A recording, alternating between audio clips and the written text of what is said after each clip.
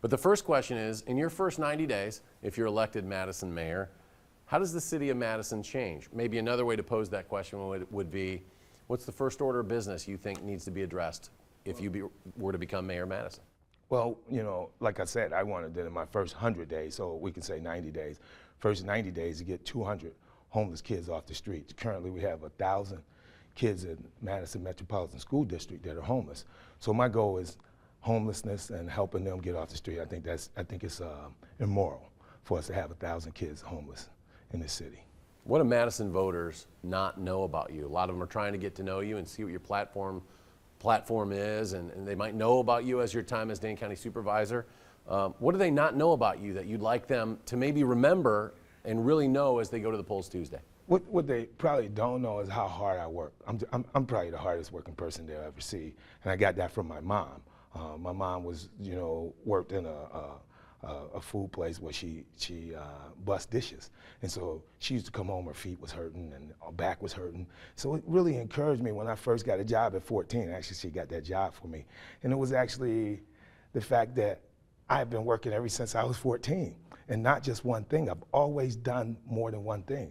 Either I was working full-time on the county board or working full-time coaching kids in the evening. I've always done more than one thing because my commitment to the city is just so much. And I didn't start doing this when it was time to run for mayor. I've been doing it for 32 years, so what people don't know is what they see, and what I talk about now, I've done for years.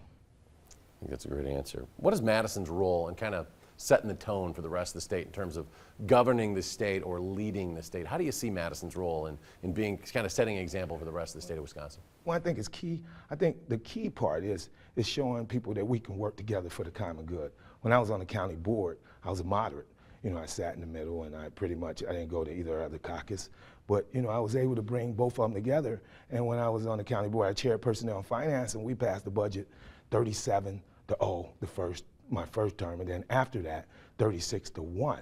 So, you know, I was always being able to pull people together. And so I think we need to learn how to govern, and I think we can come together and govern, and then all 20 city council members can be effective, and we get more bang for our buck if we use everybody.